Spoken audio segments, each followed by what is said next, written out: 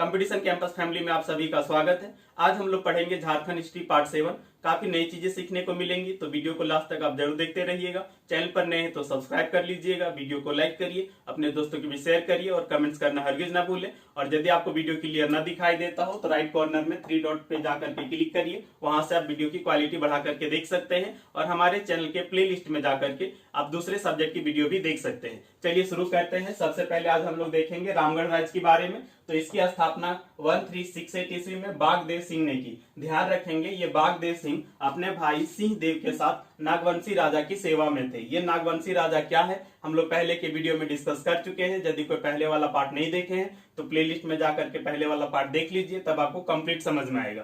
तो हम क्या बोले कि बागदेव सिंह और सिंह देव ये दोनों भाई थे और नागवंशी राजा की सेवा में थे। वहां पर राजा से मतभेद हो जाने के कारण वो अपनी नौकरी छोड़ करके कर्णपुरा चले आए और वहां के जो स्थानीय शासक थे, इसके बारे में जानकारी प्राप्त नहीं है, तो वहां के स्थानीय शासक को हरा करके कर्णपुरा पर अधिकार कर लिया और सिसिया को अपनी राजधानी घोषित किया। धीरे धीरे इन्होंने जो है वो 21 परगना पर अधिकार कर लिया। परगना मतलब क्षेत्र समझना है। और यदि इस रामगढ़ राज्य की बात करेंगे तो 1368 ईस्वी से 1955 ईस्वी तक 19 राजाओं ने शासन किया है और ये लगभग 587 वर्ष तक शासन रहा है। ध्यान रखेंगे इस रामगढ़ राज्य में कौन कौन सा क्षेत्र शामिल है, तो रामगढ़, हजारीबाग का कुछ क्षेत्र और मध्य प्रदेश का भी कुछ क्षेत्र शामिल था। ठीक है, और यहाँ पर हम लोग एक झलक देख लेते हैं कि इसकी जो राजधानी सबसे पहले बनी वो सिसिया बनी। ठीक है, बागदेव सिंह के समय में।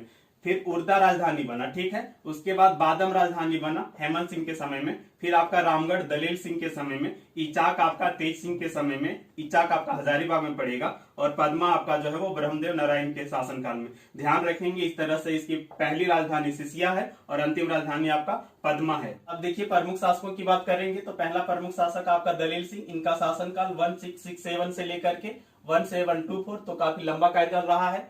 ये सबसे अधिक प्रतापी राजा थे, इस वंश के सबसे अधिक प्रतापी राजा थे। इसके समय में हुआ क्या, तो मुस्लिम आक्रमण से बचने के लिए राजधानी को बादम से रामगढ़ स्थानांतरित कर दिया। सबसे पहले राजधानी कहाँ पे था, सिसिया। सिसिया के बाद कहाँ बना, उर्दा। उर्दा के बाद कहाँ बना, बादम। और इन्होंने क्या किया, बादम से रामगढ़ स्थानांतरित कर दिया। ये ईयर भी आप ध्यान रख सकते हैं। इसी के समय में 1718 ईस्वी में हुआ क्या, 6 राज्य, जो कि वर्तमान का चास आप समझ सकते हैं। यहाँ का राजा था मगर सिंह खां। इसको पराजित करके इसकी हत्या कर दी और ये जो चास का क्षेत्र है वो जीत लिया। लेकिन ध्यान रखेंगे मगर सिंह खां का पुत्र था रणभस्त खां। दोबारा जो है 1724 ईस्वी में इसने जो है अपना राज्य वापस ले लिया। ये एग्जाम में पूछ चुका है, ध्यान रखेंगे। उसके बाद 1719 ईस्वी में नागवंशी राजा यदुनाथ शाह के खिलाफ चेरो राजा रंजीत राय ने आक्रमण किया था। हम लोग पहले भी डिस्कस कर चुके हैं। यदि आप पहले का वीडियो देखे हैं तो ये चीज आपको याद हो गया होगा। तो जो नागवंशी राजा यदुनाथ शाह के खिलाफ चेरो राजा रंजीत राय का अभियान था, इस अभियान में दलेल सिंह ने रंजीत राय का साथ दिया था। ठीक है, नागवंशी के खिलाफ। ठीक है, उसके बाद दूसरा महत्वपूर्ण शासक आपका विष्णु सिंह। इनका शासनकाल 24 से लेकर के 63। इसके समय में क्या हुआ, तो यहाँ देखिए रणभस्त खान ने अपना राज्य वापस ले लिया था। विष्णु सिंह क्या किया, तो 6 राज्य के क्षेत्रों को दोबारा कब्जा कर लिया। ठीक है, और इसी के समय में बंगाल के नवाब अलीवर्दी खां। अब बोलेंगे सर ये बंगाल का नवाब अलीवर्दी खां कहाँ आ गया।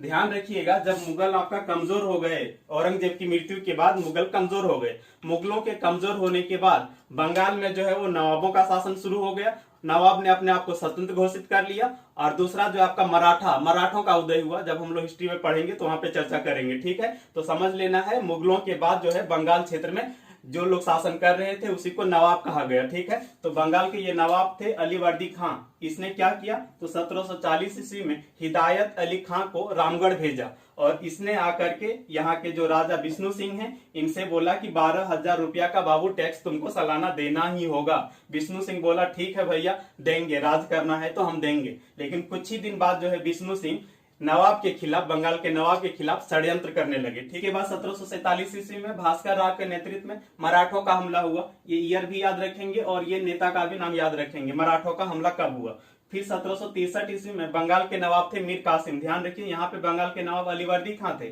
और यहाँ पे बंगाल के नवाब कौन थे, मीर कासिम। तो इन्होंने जो है मरकत खां को आक्रमण करने के लिए भेजा। बाद में जो है आपका समझौता हो गया। विष्णु सिंह के बाद अगला शासक मुकुंद सिंह हुआ। ध्यान रखेंगे इन्हीं के समय में संपूर्ण 6 राज्य को रामगढ़ में मिला लिया गया और इन्हीं के समय में ब्रिटिश राज का रामगढ़ पर दखलंदाजी बहुत ज्यादा बढ़ गया। लेकिन मुकुंद सिंह ने सरेंडर नहीं किया, अंग्रेजों का विरोध किया और शुरू से लेकर के लास्ट तक विरोध करते रहे। यहाँ पे क्वेश्चन पूछा जा सकता है कि हजारीबाग क्षेत्र में अंग्रेजों का सबसे अधिक विरोध किसने किया, तो वो मुकुंद सिंह है, रामगढ़ राज। ठीक है, ध्यान रखेंगे इसी के समय में जो अंग्रेज हैं वो परेशान होकर के अंग्रेजी ईस्ट इंडिया कंपनी ने घोषणा किया कि मुकुंद सिंह अपना व्यवहार बदले और 20,000 रुपया सालाना टैक्स दे, यदि ऐसा नहीं करता है तो हम रामगढ़ राज पर कब्जा कर लेंगे। हालांकि अंग्रेज कब्जा कर ले इतना आसान भी नहीं था, लेकिन इन्हीं के एक रिलेटिव हैं ठाकुर तेज सिंह, ये अंग्रेजों की तरफ से जाकर के मिल गए। फिर जो है अंग्रेज 1772 ईस्वी में कैप्टन एमक के नेतृत्व में ठाकुर तेज सिंह के साथ मिल करके रामगढ़ पर जो है वो आक्रमण कर दिया। फिर जो है आपका इनकी हार हो गई, मुकुंद सिंह की हार हो गई। आपका जो ठाकुर तेज सिंह है ये राजा बने। और ध्यान रखिएगा यहाँ पे तो 20,000 मांग किया था ना, ठाकुर तेज सिंह को बोला कि हम तुमको राजा बना दे रहे हैं, लेकिन तुमको 30,000 रुपया जो है वो सालाना टैक्स देना पड़ेगा। फिर आगे यही राजा बन गए। ठीक है, उसके बाद यहाँ पे एक और महत्वपूर्ण चीज है, आप ध्यान रखेंगे, महारानी अवंती बाई ये राजा विक्रमजीत की पत्नी थी। 1857 ईस्वी के विद्रोह में सभी लोग हम लोग जानते हैं अंग्रेजों का दांत खट्टा कर दिया था। और रामनगर जो कि हजारीबाग में पड़ता है, और आपका घुघरी, बिछिया और मंडल ये तीनों ही आपका एमपी में पड़ता है, तो इन सभी जगहों से जो है अंग्रेजों को खात्मा कर दिया था, सफाया कर दिया था। फिर बाद में जब अंग्रेजी सेना का प्रभाव बहुत ज्यादा बढ़ा तो इन्होंने किला छोड़ करके, दैट मीन्स अपना महल छोड़ करके जंगल चली गई और जंगल में छुप छुप करके अंग्रेजों के खिलाफ लड़ाई करती रही। अंततः देवहरगढ़ जंगल में महारानी और अंग्रेजी सेना के खिलाफ भयंकर युद्ध हुआ। क्योंकि महारानी की सेना संख्या में कम थी तो ये अंग्रेजी सेना से घिर गई, और जब इनको लगा कि बचने का कोई रास्ता नहीं है तो अपना तलवार निकाली, पेट में घोंप दी और शहीद हो गई। जिस तरह से आप लक्ष्मीबाई के बारे में जानते हैं, ठीक उसी तरह से झारखंड में आप ध्यान रखेंगे महारानी अवंतीबाई। हालांकि इतिहास में इसका चर्चा नहीं मिलता, ये दुर्भाग्य की बात है। एक और शासक ध्यान रखेंगे कामाख्या नारायण सिंह, ये रामगढ़ राज का अंतिम राजा था। इन्हीं के समय में 1940 ईस्वी में कांग्रेस का रामगढ़ अधिवेशन हुआ था। हम लोग जब आगे पढ़ेंगे तो इसकी चर्चा होगी। 1955 ईस्वी में हुआ क्या, तो बिहार सरकार ने रामगढ़ राज को समाप्त घोषित कर दिया और ये अंतिम राजा थे। और ये बाद में जो है राजनीति में भी आ गए थे और एमपी एमएलए का चुनाव भी जीत चुके हैं। अब ये दो छोटा छोटा सा राज्य देख लीजिए, एक आपका खरगडीहा जो कि रामगढ़ के उत्तर पूर्व में स्थित था। ध्यान रखेंगे ये खरगडीहा आज भी है, वर्तमान में ये गिरिडीह जिला में पड़ता है। इसकी जो स्थापना है, खरगडीहा राज्य की जो स्थापना है, हंसराज देव ने की थी और ये एक दक्षिण भारतीय ब्राह्मण थे। दूसरा चीज यहाँ पे ध्यान रखेंगे कि हंसराज देव ने बिहार के जमींदारों से वैवाहिक संबंध स्थापित किए, और कुछ एक्स्ट्रा जानकारी यहाँ से नहीं मिलता है, तो यही दो चीज आप ध्यान रखेंगे। दूसरा आपका मानभूम का मान राजवंश, ध्यान रखेंगे हजारीबाग के दूध पानी से एक शिलालेख प्राप्त हुआ है। शिलालेख किसे कहेंगे, शिला मैंने पत्थर और लेख मैंने लिखा, यदि पत्थर पे कुछ लिखा हो तो उसी को हम क्या कहेंगे, शिलालेख। तो हजारीबाग के दूध पानी से जो शिलालेख प्राप्त हुआ है उसमें, और गंगाधर द्वारा लिखित शिलालेख, इस दोनों में ही इस राजवंश के बारे में जानकारी प्राप्त होती है। ध्यान रखेंगे ये गंगाधर जो है वो गोविंदपुर क्षेत्र के हैं, गोविंदपुर धनबाद में पड़ता है। इस राजवंश के जो राजा थे वो काफी अत्याचारी थे, हम लोग आगे पढ़ेंगे। इन्हीं के खिलाफ भूमिज आंदोलन हुआ था और इन्हीं के डर से सबर जनजाति इसके राज्य से पंचायत में जाकर के बस गया था। आज के लिए इतना ही, मिलते हैं नेक्स्ट वीडियो में, तब तक के लिए अपना ख्याल रखिए, खुश रहिए, स्वस्थ रहिए और नोट्स जरूर